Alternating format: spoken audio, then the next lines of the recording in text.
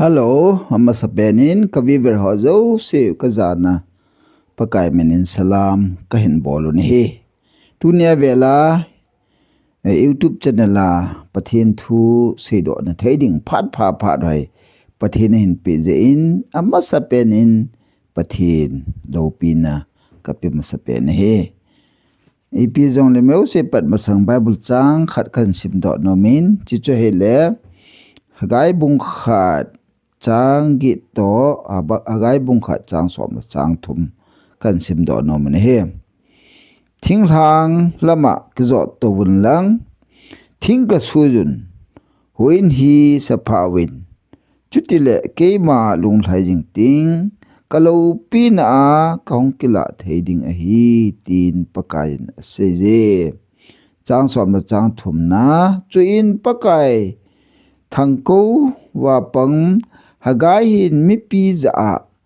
pakai thupi chu asin hitin ti keiman nang ho ko pi jing na we tin pakai na se ati pathinin Bible chang sip now a chen chen phate ebo pi taw hen tunin isei do no mung chui phiam te le pathin lung sai na pen hi ipia hidam tia hin pathin lung lai na pen hi ipia hidam tia hin hichla hagai thim gaw le khabu in ase do no pen chu pathin acha te dinga lung lai na pen hi ipiham tile hu in sa phading ti hi hin hu in sa ding ti he a hin he pathinin mim te chunga lung lai na tam ta he amen za amin hichilaya mihim te chunga alung thaina khat pen chu ho in sa phading Jerusalem ho in sa phading ti hi a hin he hiji se masang win hagai thim gaw le khabu pa thusim hi neu cha ga velvet lew hen hagai thim gaw pa hin koi ho ko ma gaw thu alul ahung lung ding ase ham ti ale judati ho koma ase ni judati ho eti a hele Israel te ho chu am ho chu ezima ko na hungda uchun am ho Israel akitivin ele pha chom kha zo hin am ho hi ang ki khan tawin Israel kiti ho chu nam som hi win am ho Samaria amovin aile Juda kiti ho chu namni hevin amo chu Jerusalem amovin hi aile Israel mi te ho nam som ho chu Asaria liang pa in so in akajin amo hi ongkile kitapovin hi ain la Juda kiti namni ho hi amo hi Babylon liang pa Nabucodonosor liang pa in so in a kajin amo hi Babylon na kum som sagi 70 years amovin hichi Babylon liang pa Nabucodonosor chu ama chu Darius liang pa in liang gamala phanin ama hi liang na hikita po in Darius Media Persia in Babylon chu anala aliangam cho mo chen phat no bin hichichun Media Persia liang chu Darius ki tipa liang hi kum nial hin na sagu tarikh ni jun tarikh ni hi hichithu hi hungsu pen hi ne hichithu ung ke sei pen he Yesu Darius liang pa hin ko hi jong le so a chang ho chu agam langa chi ki the ti hi order ahung pha na hi order ahung pha na hi amoi nung che wa Jerusalem a hu in sa phat thei dinga umai tan hi hejlaya akhai thiem gaw pa in pakai kam chang hi an phon do hin he he theding pet chu ele Juda te leng hi am ho Jerusalem anam lai chun am ho hi liang som ni lang ana phawen ain lai cha juda te liang pa Zerubbabel ati pau hi chi liang pa hi lekha thim hon scholar na se danin Darius liang pa en alhan pi Babylon liang pa ham jade liang pa ham alhan pi hidingin ginmo amen he Hezilaya juda te liang pa chu Zerubbabel liang akit hi in ala thim pu chu Joshua akiti in masanga tutun bai homa Joshua jaipun amai Joshua koi chapa ham tile Jehoadak kiti pa chapa Joshua hi thim pu chung nungin anapong ne hi hijilai phalai hi hagai thim gao pa hin pakai kam chang hi ahin phon do a nang ho thing hala ma chem na hoin ga sa phawin atin icha chun cha som da thumna chu ke man nang ho kom pi jing na ve ti pakai kam chang hi hagai thim ga pa hin ana phon do hi ne hiji ana phon do na phat chu le Darius leng a hi kumni na jun tarik khat ni a hi ne an achina phong dain abanin jun tarik som ni la ni hin amo hin na to apan tawen he china to apat theinaw chu ipg ham tele Zerubbabel leng pa hi chi Babylon apan hin mi sang ni to scholar say daden mi sang ni to achiwin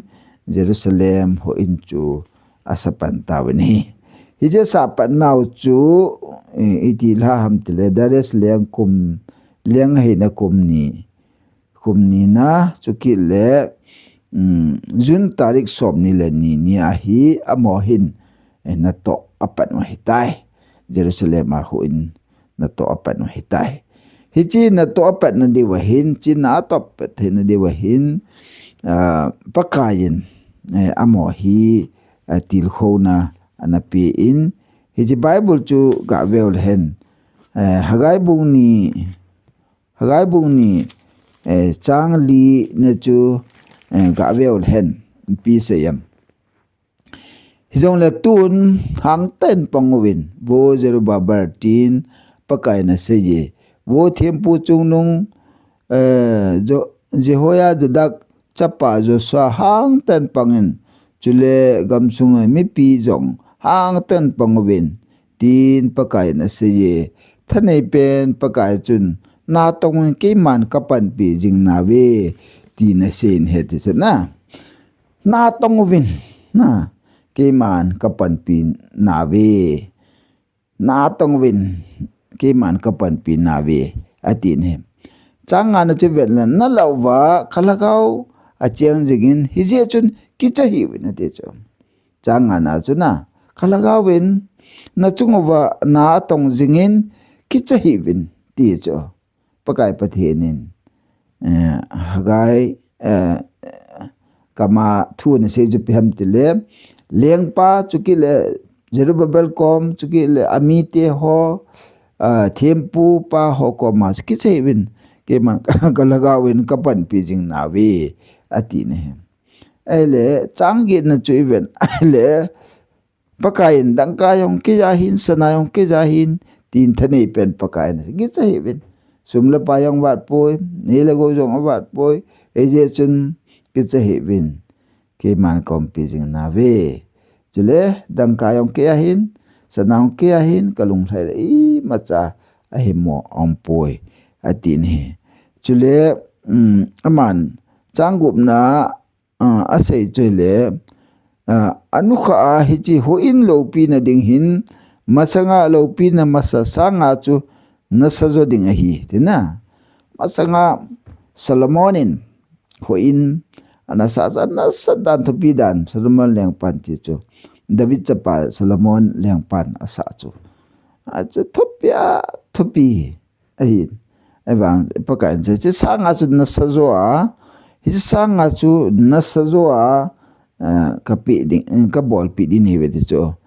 hagai bung ni changkon che event na hele tin thane pen pakana se in chu jong la hi chimuna hau theina kapi ding hi tin thane pen pakana se na hi chimuna hau theina phat thei bu nong kapi din hi ve ti chu ya chu ivena hele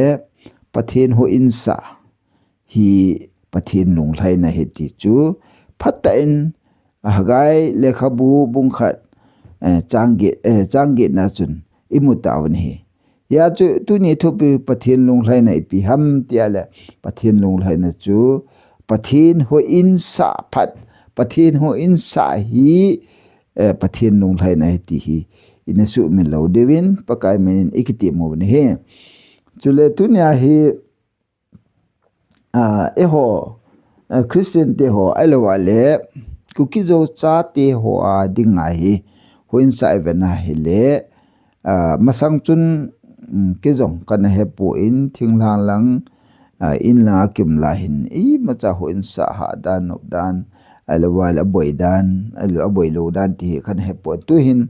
pathin zalin city la an kyumin infala zong Manipur capital infala on kyumin huin sa dan hi ka head dan hi thilni amen ke head dan thinglang hi ima hele thinglang hin ima hele huin munlen ta da munlen ta akinejin ahi wangin munlen ta kinejin ahi wangin aboi pen chu ipiham ti ahele sumla pai akinei pon mun hai ta amin munlen ta amin inom nom na hoini dei dana na sa the ahin aiwang aboi pen chu pem ter sumla pai hi aboi je chu service nei koi mampon chule amo chu na tawmi hibin ni la cha dinga boy abo hibin sumla pai langa hin tha sabna lin ta khadamen ani na choile city ahin ibet na hele city ahin pathen jalan city ahin mi natong service bol jo se city amen sumla pai pathen jalin sob makhat hoi tan pe wa hele sumla pai chu aumen ahi wangin aboi chu pi ham tile amun ding he aboi ni amun ding abojin amun ding jong hi koiman igam hei lo je chung koi manei phalpi thei phalpi nom po in ami ho kilu le de a hin he ji ja chu city jo si hi event na hi le cookie worship service de chu cookie worship service ho het te ding het penu ga se no cookie worship service se hi pathen jalin India abroad mon choma inei tawen ai hechlaya hin Delhi capital inevin Bangalore inevin Guwahati inevin Pune inevin atule Shillong inevin Shillong hi ke head danin Shillong hi ki worship service hung ke patna hin kum sang ni le som ni langa September tarik som le tarik ko nya chu tarik som le tarik lin ya chu sinya ju golden jubilee kum som ngal hin na jong ana ki manga hita ne ana ki mangin hi wangin wang phadam ta ti dam wang set ta ti dam khat hin sang ni le som ni le thum mei tha chun infara e boi ta wen hi le mitam ta hungin ai le huin hin in dol ta povin ye chun huin kai lo mitam ta hi ta hin huin masanga chu ami chu jathum chali be hin adol thovin ebang tu lai chun mi sang khalang hin ta chun ahung boi tan ai le huin hi apoi modan ti hi tha ben ingel do sa ne hi ja chu tu na ka se do nom pen chu ipiham tiale huin sa do na dinga hin lam kai jo seng apong thei poi ai le wa hele apuna ho jo seng pong thei pu ai wanga hi thil khanung ki bol da na hi mi khat ji bo ana hi na hi mi khat pu ne na mi han san na hang san ta apan ja abo chu hung hi do je ti hi akimun hi ba na hele Shillong sunga jong hin pastor hokiloi khom na khat amen chi chu UPF onau pastor fellowship akiti in kumsani le somni le li chun ke yong hai chu nau pastor fellowship chun secretary ka hi je chun hi chu nau pastor fellowship ki loi khom na chun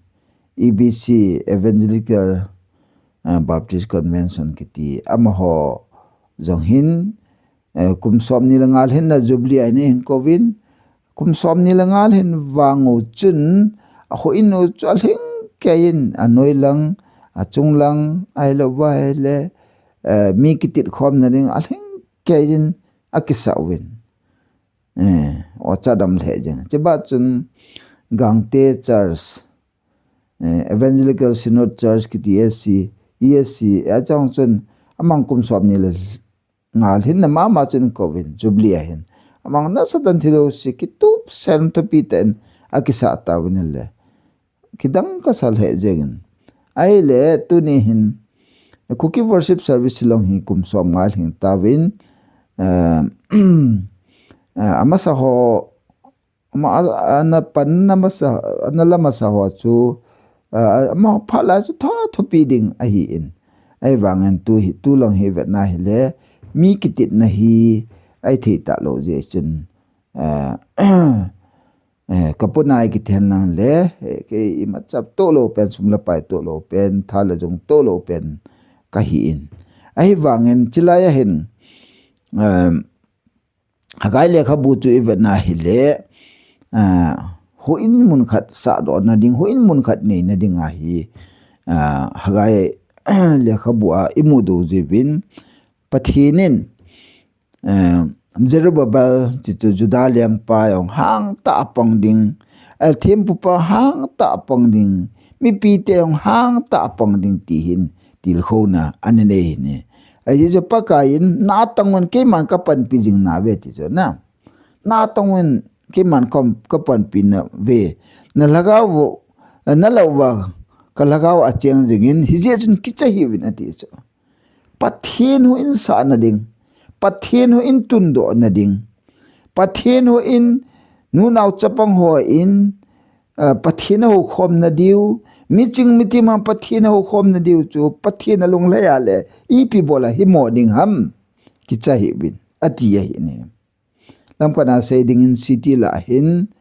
agam nei ti ho jong nong thlai sa nga jin sum le pa anga jin ai lo wale igamo hi ji chun amon man hausa za amen hi choloi lung hai na dinga chu i ho hin ipi bowling ham ti pa chu i hon boi piutin na chu to pa ding i chial na tong panovin ke man ka pan pi jing na we chu pakai na se chu na tong lo wa chu i ma cha the thua se ba hi thei pon de ti se je wa he na to ai ni ki fel jin na tong vi ti pakai ei til khoi na tong vin ke man ka pan pin kicha hi vin ti chu na la uwa ka lagawa cheng jigin hi je chun kicha hi vin atina la chu hi ja chu sumla pai bong la dang ka yang ke ya hin sana yang ke ya hi chu pakai na ya chu e ho yang kicha lo he la i panu wal hang tai panu wal la chun i bol do di i sa do di i tun do di he ti akim mun he hi chi inung va na hi le Jerusalem ho in jong chu Zerubbabel kiti paung chu maung chu milha mai hin ai bangan daras leng pa in am ho chu ngalam kai ding lenga na tun hin ye chu na ma ki pat da Babylon na pa ki pat da Jerusalem Juda ka maga chi a huin cha pat an sa do jing hin mi sang ni ho wel to kilo na aga sa do jing mi ga ma ko na ki panwa agam lang wa don gam la ta hoin na sa wa abana Nehemiah in Jerusalem kun bang an sim par kin hita bong chun e ho jong city a hum hobung mi pi de ho lo city a lam kai ho building committee ho ai lo wa hele lam kai apang ho ikicha lo diu iki phalam lo diu hang tai panwa nai to panwa de pathinin e pan pi diu hi ti tu ni hin he sa hoyang ke ma mol pen athim lo pen hi jong leng hi je kapu nen na sitia hoin ho phata a ki sa do thina dingin pathinin KWS muntina KWS pathe bo lang muntina piling ta in nen ta so piu na hon ban asa do thea bol do thea a hi le chun hon chung bol do theu hi che chun ki phalam po tin ai lo wa le lungneu po tin ai lo wa hele thei pon te ti negative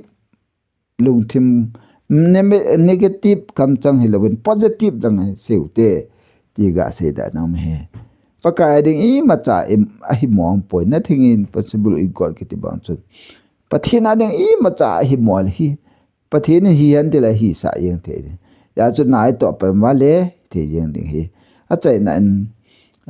ke ma thing la ta jong lang ka to na ai lo wai le ka bol do ho hi mi ading nui sanum ta na che mai me ti mai the nai wangin I kitil kho na the khat ai la ti in tam ta khat ke ya konin ga se do nom chu hele a thing ta chu infar lamfil kitila chu in mun cho na di jong lo hi ta nei in mun cho hai ta cho ding la fish kwela one chilang jo 1000 an hi ta ni 2011 12 ti la cho eba min pathin jalin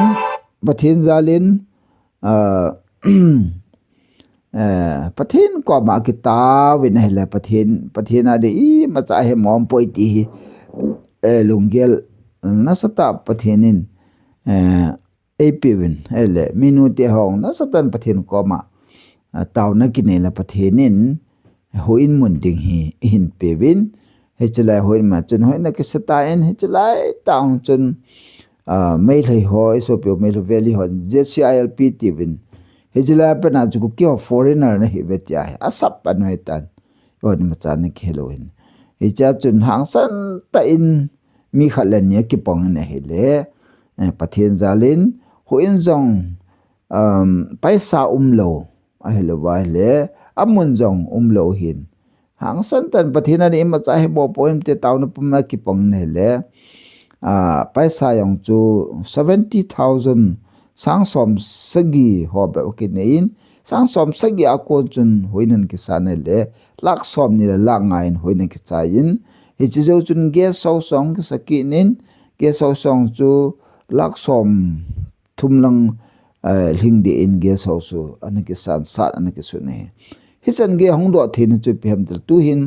hoin chu an ki chai ta jong le mei tarik so mei tarik li kumsani le sob ni le thum chun an ki su sit ta jong le isan ge chu pathenin hangsan ta na mini mi thum panna zala an ki tun do bang chun mun ti na he ne hoyong hangsan tan ponglan pathine pan pidu hi Bible se bang ki chahi win ke man ho ka pan pin ka lagawin na ma ho to kom jinge ki chahi win ti ai til kho bang chun mon te na hen city dunga hi tei pon de tilawin hangsan tan pong dingin pathin ho in isa do the pathin ho in di sa do the ne dim mon ti na so piula na ho na sa ta pong dingin pakai min ki ti mo he pathinin isei do ha jo si thiam lo ta se na pathin ichan jon phathe bu pitawan chulai che za ho jo sia dingin kitil kho na che ta hen ti hi kan phon pa pathinin isei do ho jo se phat